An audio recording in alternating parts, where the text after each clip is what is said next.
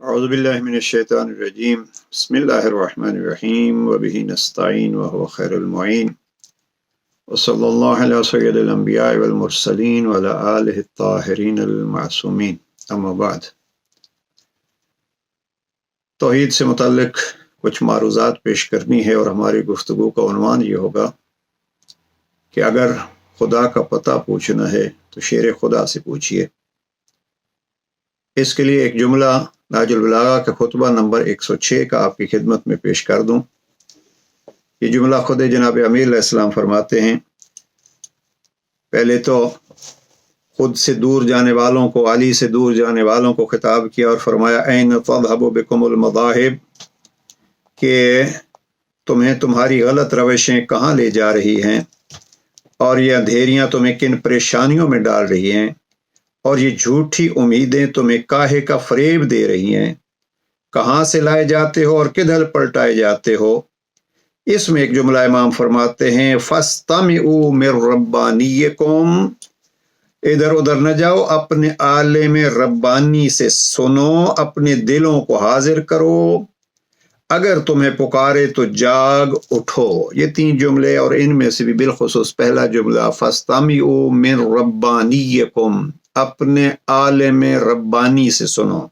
یہ ہے وہ تعلق علی کا اپنے ذات توحید سے، جس کے لیے اگر نجم افندی کہتا ہے کہ علی ملے تو ملے خانہ خدا سے، ہمیں خدا کو ڈھونڈا تو وہ بھی علی کے گھر سے ملا۔ یہ ہے وہ عالم ربانی جو خود کو کہہ رہے ہیں فَاسْتَمِعُوا مِن رَبَّانِيِّكُمْ، اللہ نے جس کو علم عطا کیا ہے پیغمبر کے ذریعے سے، اس سے پوچھو اور اس سے ان مسائل کے حل تلاش کرو۔ تو اب کوشش یہ ہونی چاہیے کہ ہمیں اس دنیا میں اگر سکون حاصل کرنا ہے تو اس سکون کا ذریعہ ہے ذات توحید، اور اگر ذات توحید کا پتہ بعد از رسول ہمیں لینا ہے تو پیغمبر اکرم نے قرآن مجید کے ذریعے سے اللہ کا پتہ بتلایا تھا۔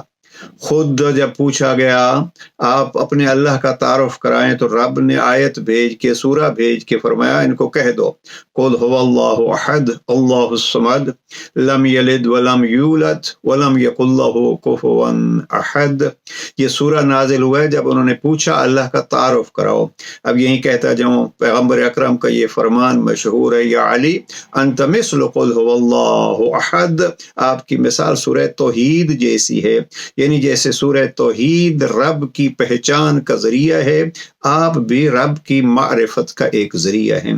اور شاید اسی لیے جناب پیغمبر اکرم نے فرمایا میرے علم کا دروازہ علی ہیں، اس لیے کہ قرآن کا علم کامل پیغمبر اکرم کے پاس ہے، اور اس علم نبوی کے دروازے کا نام علی ہے۔ تو توحید بھی ہم اسی سے لیں گے، لیکن یہ جملہ یاد رکھیے نہج البلاغہ کا خطبہ نمبر 106، ترجمہ مفتی جعفر حسین فَاسْتَمِعُوا مِن رَبَّانِيِّكُمْ، دنیا کی باتیں ہوں، آخرت کی باتیں ہوں، توحید کی بات ہو، رسول کی بات ہو، قرآن کی بات ہو، تو سنو کس سے؟ اپنے عالم ربانی سے سنو۔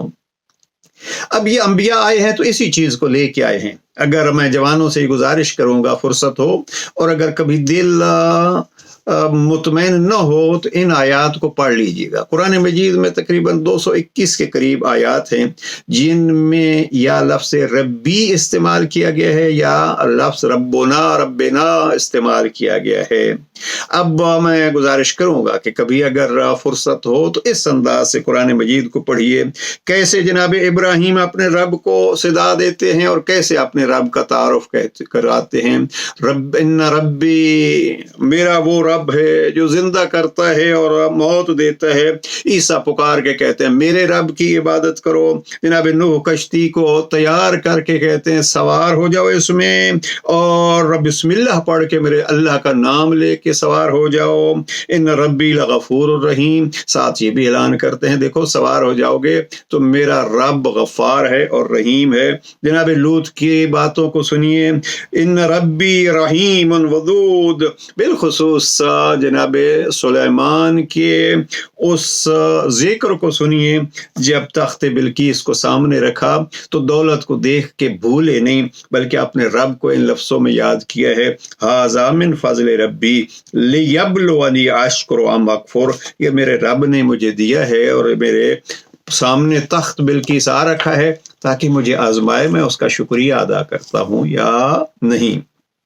نبی نے تعارف کرایا سورہ توحید کے ذریعے سے، آئیے نہج البلاغہ سے بھی ہم یہی چیز لیں کہ ہم توحید کا تعارف نہج البلاغہ سے لیں، اس عالم ربانی سے ہم توحید پوچھیں، نہ کہ ادھر ادھر کی بحثیں اور ادھر ادھر کے جھگڑے۔ میں اب ایک دو چیزیں عرض کرنا چاہتا ہوں، وقت نہیں ہے کہ ہم تفصیل میں جائیں، بالخصوص میں یہ عرض کروں گا کہ آپ جائیے جناب امیر علیہ السلام کے ایک دعا کو پڑھ لیجئے، دعا نمبر 113 ہے، یہ بارش کے لیے دعا تھی۔ امیر المؤمنین نے رب کو کیسے پکارا، 7 دفعہ یہ لفظ استعمال کیا، اللہم قد انصاحت جبالنا وغبرت ارضنا بار الہا، خشک سالی سے ہمارے پہاڑوں کا سبزہ بالکل سوکھ گیا ہے اور زمین پر خاک اڑ رہی ہے، ہمارے چوپائے پیاسے ہیں اور اپنے چوپایوں میں بوکھلائے ہوئے پھرتے ہیں اور اس طرح چلا رہے ہیں، چوپالوں میں اپنے چوپالوں میں بوکھلائے ہوئے پھرتے ہیں اور اس طرح چلا رہے ہیں جس طرح رونے والیاں اپنے بچوں پر بین کرتی ہیں، اور اپنی چراگاہوں کے پھیرے کرنے اور تالابوں کی طرف بساد شوق بڑھنے سے عاجز آ گئے ہیں۔ یہ کس انداز میں اس حال کو پیش کیا ہے، اور پھر فرمایا اللہم سقیا من کا تعشب بہا نجادنا، اے اللہ ایسی سیرابی کہ جس سے ہمارے ٹیلے سبزہ پوش ہو جائیں اور ندی نالے بہ نکلیں اور آس پاس کے اطراف سرسبز و شاداب ہو جائیں۔ یہاں اللہ سے باتیں کر رہے ہیں، اللہ سے مانگ رہے ہیں، علی بھی مانگتے ہیں تو اللہ سے مانگتے ہیں۔ البتہ بعض اوقات بعض افراد جو ہیں وہ اس جملے کو لے کے کہ علی واسطے کے کا ذکر نہیں کرتے، اس کو انشاءاللہ کسی وقت وسیلہ اور نہج البلاغہ کے حوالے سے گفتگو ہوگی۔ تو یہ ایک ذہن میں رکھیے، یہ خطبہ کہا گیا ہے، حقیقت میں یہ دعا ہے نمبر 113، اور خطبہ نمبر 169 کا ایک جملہ سن لیجئے۔ امام فرماتے ہیں وَرَبَّ الْجِبَالِ الرَّوَاسِيَ الَّتِي جَعَلْتَهَا لِلْأَرْضِ أَوْتَادًا، اے مضبوط پہاڑوں کے پروردگار جنہیں تو نے زمین کے لیے میخ اور مخلوقات کے لیے زندگی کا سہارا بنایا ہے، اے اللہ اگر تو نے ہمیں دشمنوں پر غلبہ دیا تو ظلم سے ہمارا دامن بچانا۔ عجب ہے دعا علی کی، اگر غلبہ دیا تو میں علی تو اس سے مانگتا ہوں کہ ہم ایسے نہ ہوں کہ اس غلبے کی بنا پر ہم ان پر ظلم کرنے لگیں۔ اب کون کون سا جملہ عرض کروں علی کا، خطبہ نمبر 174 وَإِنَّ اللَّهَ سُبْحَانَهُ لَمْ يَعِظْ أَحَدًا بِمِثْلِ هَذَا الْقُرْآنِ، یہاں سے جناب امیر المؤمنین نے پھر فرمایا طوبى لمن شغله عيبه عن عيوب الناس وطوبى لمن لازم بيته وأكل قوته، اس جملے کے لیے زحمت دی ہے واشتغل بطاعت ربه، خوش قسمت ہے وہ جو اپنے رب کی عبادت میں لگا رہتا ہے۔ بس وقت اشارہ ہو گیا، یہ خطبہ 220 کے وہ آیت کی تفسیر پڑھ لیجئے گا، پھر ہم جیسوں کو مخاطب ہو کے علی فرماتے ہیں یا ایھا الانسان ما غرک بربک الکریم کی تفسیر میں فرماتے ہیں اے انسان تجھے کس چیز نے گناہ پر دلیر کر دیا ہے اور کس چیز نے تجھے اپنے پروردگار کے بارے میں دھوکہ دیا ہے اور کس چیز نے تجھے اپنی تباہی پر مطمئن کر دیا ہے۔ یہاں علی توجہ دلاتے ہیں کہ کہیں خدا سے دور نہ ہو جاؤ، اور خط نمبر 45 میں عثمان ابن حنیف گورنر کو وصیت کرتے ہوئے جناب امیر علیہ السلام پھر فرماتے ہیں طوبی لنفس عدت الی ربها فرضها، خوش قسمت اور خوشا نصیب وہ شخص کہ جس نے اللہ کے فرائض کو پورا کیا۔ اب یہ جناب امیر المومنین ان میں اہل ایمان کی ایک صفت بیان کرتے ہیں، کاش ہم بھی اس کو حاصل کر لیں۔ جناب امیر المومنین فرماتے ہیں وہ کون ہیں کہ جن کو علی کہہ رہے ہیں طوبا، خوش قسمت ہیں۔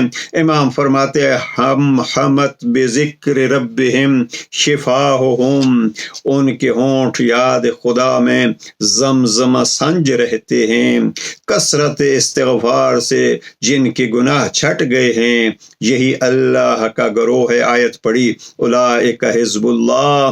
یہاں اس خطبہ میں خط 45 میں بہت ساری تعریفیں کی ہیں، جن ساری تعریفوں کا تعلق اللہ سے ہے۔ آئیے علی سے اللہ کا پتہ پوچھیں، اور صاحبان مطالعہ کو میں یہ دعوت دوں گا، یہ نہج البلاغہ کا پہلا خطبہ اس سے پڑھ لیجئے۔